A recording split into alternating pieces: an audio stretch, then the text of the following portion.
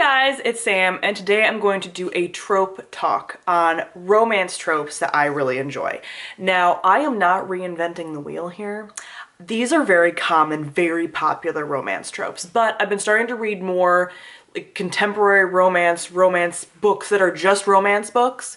So I feel like I'm going to get more like niche romance tropes that I like. So I wanted to have my first video now talking about all just the general romance tropes I really enjoy. These are also ones that pop up a lot in fantasy and sci-fi as well. Like these are very universal tropes, you know? So when I start developing, if I do, niche tropes that I really like about romance, we'll have this baseline to go off of, you know? So before we even get into it, I just want to make sure everyone knows that my preference is always slow burn angsty romance. I've done multiple videos on this topic. The slower burn, the better.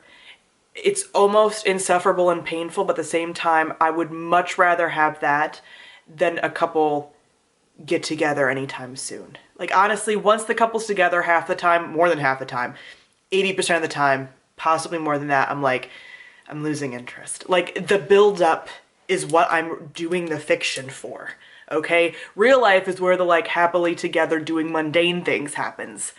The fiction is the pining, okay? So let's just, before I say anything, all of these are with a slow burn tinge to it, okay? So first, one that you're not gonna be at all surprised about is hate to love, but especially enemies to friends to lovers. Because people are always like, oh, enemies to lovers. And I'm like, yes, but what about enemies to friends to lovers? What about that? And I'm not even going to get into it because I talk about hate to love all the time. I like a lot of the things that I'm going to be talking about overlap with each other and with the hate to love enemies to friends to lovers. Like enemies to reluctant friends to like possibly close to best friends to lovers. Look at how slow that happened. It's wonderful. If you jump just from enemies to lovers, no. No, I don't believe you. Why would you do that? That's stupid. You don't trust each other. Maybe in like, there's certain scenarios where it would kind of work in like a physical attraction way, but generally speaking, I'm like, don't say you love that person that you just hated and like he was your sworn enemy a little bit. No. There has to be reluctance. The characters have to not want this to be happening. They want to fight their feelings, okay? And then succumb to them. That is what the enemies to friends to lovers is. Along with that, we just have generally bickering couples.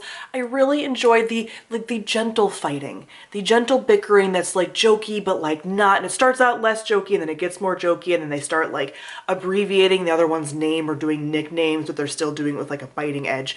That kind of like bickering dynamic. I don't know if I could personally exist in a relationship where only seriously nice things are said.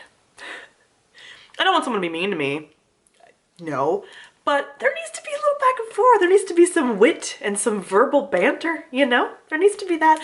So if couples are just like very just like lovey all the time, I'm like, I don't trust it. Why do you got to do that? It's like that couple that you see that is always posting really lovey things on Facebook, but you know that they have issues because you're friends with one of them.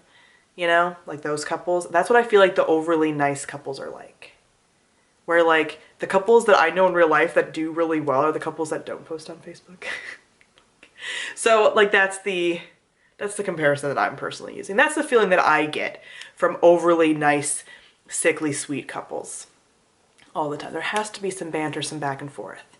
And honestly, if you don't disagree sometimes, oh. Okay, let's get to some like actual like tropes of things, okay? Bed sharing. There's only one bed. I would see this trope around a lot in like fanfiction, people talking about it, you know, whatever. And I'm like, it's no big deal. No, I love it like every single time. Like every single time it happens. Fantasy books, rom-coms, romance books, and you always know it's coming because they're like traveling or something's happened. It's like, oh no, there's only one bed. And like every time. And it's usually wrapped up in another trope that I'm going to talk about in a second. But like, you don't even need this other trope for this one to be good. Anytime it's like there's only one. And inevitably, you know, and usually they're bickering because it's like they don't want to share the bed. and there's a bet placed for who's gonna get the bed and blah, blah, blah, and the other person has to sleep in an uncomfortable place and whatever. But inevitably at some point, usually when they're conceding to be more friendly, then they share the bed. And of course, in the morning, they wake up conveniently cuddling. Conveniently. Now, I don't know if this happens to a lot of people. Like, I don't tend to wake up just like unknowingly cuddling someone, but I love that it happens literally every single time. Every single time. And it's what I'm here for. And then it's like awkward. And they're both awake, but they don't want the other one to know they're awake. And it's all like very careful. Like, and then they look at each other. There's so much about this scene that you know it's tropey. I love it. Like I mentioned, the bed sharing, only one bed, tends to come with the fake dating trope, which I don't love all the time, but I love it for like especially short-term fake dating. I love it for like, oh, my ex is gonna be in this scenario and I can't show up without a date, so you have to be my fake date, or we're in a situation where someone, like, we have to be married, whether we're on a vacation, I'm thinking the honeymooners, or they're supposed to be on a honeymoon, or like you're staying at a B&B and the couple that you're staying with is very like only married couples, or whatever the case may be, or they're trying to get an apartment and they have to be married to have the apartment, or whatever the case may be of like fake togetherness. And usually for a short term, because I don't love the, like, I have read a series where it's like these people have been fake dating for like 3 years and I'm like, please. But the short term, so that they can start developing feelings fake dating, solid. And that's usually when the bed comes in, because they're like, a room gets booked for just the couple and like there's one bed.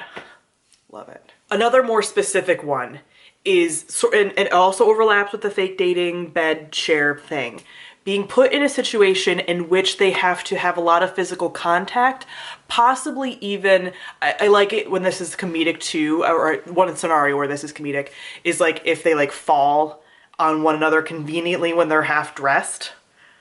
This happens in a number of different like rom-coms and books. Again, thinking of the Honeymooners, there's a scene in there, and I knew it was gonna happen, where they're both like changing in like a small area, and I'm like, and then they're on a boat, I'm like, they're gonna fall on each other half naked, and they did. Or like a lot of the fake dating, you know, they're in situations where people are like, oh, kiss, or you guys have to be cuddly, or like whatever. Anytime that they have to like touch more than they would usually touch, and then there's like sparks in chemistry and they're like, oh my gosh, I enjoy this. I love it. Ooh, there's two levels to this other one. The confessions of love types that I really enjoy. So one side of the spectrum I really like is the sweet, drunk, or sleepy confessions of love.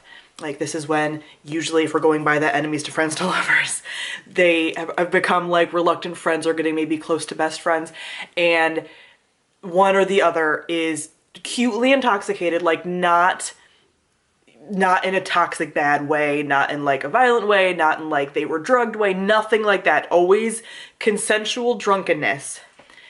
And they tell something like sweet, or they confess love to the other one. This happens, again, a lot. I think the first time I might have ever seen this was in 10 Things I Hate About You.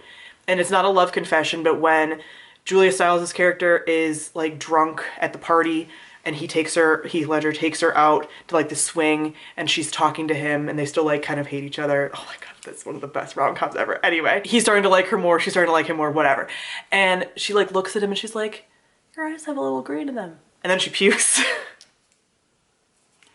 It's really, it's good. And any those like sweet, drunken, or sleepy confessions of like something sweet or like whatever is just, oh, melts my heart. What I love more, on the other side of the spectrum, is the couple fighting and one confess their love by yelling.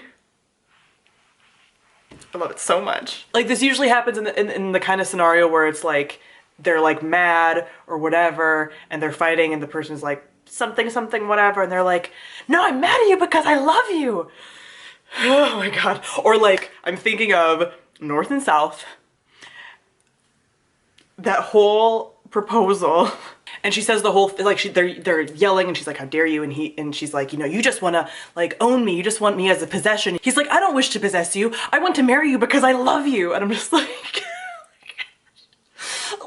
I love it. I love those. That's why I like both the original and the second proposal in Pride and Prejudice, the yelling. They're not quite yelling. I mean, they're kind of yelling in the 2005 version, but not so much like the original. But like that kind of like they're fighting, and then the other one says, "I love you." I love it so much. And the very last one that I want to touch on, which is hard to kind of do and that I want to see more of, so this is one that I'm actually asking for recommendations for, because the other ones I see like a lot. Trust me, I'm covered. Like, I mean, I will always take more, but also like, I know that these are very, very common. The second chance romance is harder to do because the reason for the original breakup has to be one that I feel like is recoverable, you know, like, and sometimes those original breakup reasons are like really bad and I'm just like, oh no, like if someone cheated or like something really horrible happened, I'm like, no. But usually like I like these if they're like high school sweethearts sometimes, or if like nothing too sickly sweet though, or if like some other situation pulled them apart, you know, very like Persuasion, Jane Austen kind of, you know, like that kind of, like they were pulled apart by outside forces but they still really loved each other and then they meet up later, or like they were going in two separate directions as people when they were younger and then they like start coming back together and then they meet up again. I love those when it works out really well. I almost feel like this is almost like a version of enemies to friends to lovers with second chance, is sort of like When Harry Met Sally, kind of. But those kind of dynamics of like, they didn't work out before, but there's a baseline there, so you can kind of, you have a little bit more to work with because there's this history that if it's written well or if it's shown well in a rom-com or whatever, that you can like feel.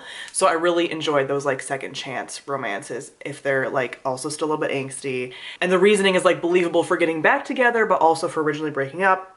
It's a fine line to walk. So if you have any recommendations for second chance romances, and this is in fantasy or contemporary romance or like movies or whatever, let a girl know. That's one that I don't have a ton of. So that is it for some of my favorite really broad romance tropes. Comment down below, let me know some of yours, and I will definitely do updated ones as I see more like niche romance things that I like, because I'm just doing, I'm doing a lot of romance right now. I'm reading a lot of romance books. I'm watching like rom-coms. It's just something that I'm doing a lot of at this moment, so I felt like it was timely. So thank you all for watching, and I'll see all of you guys soon. Bye.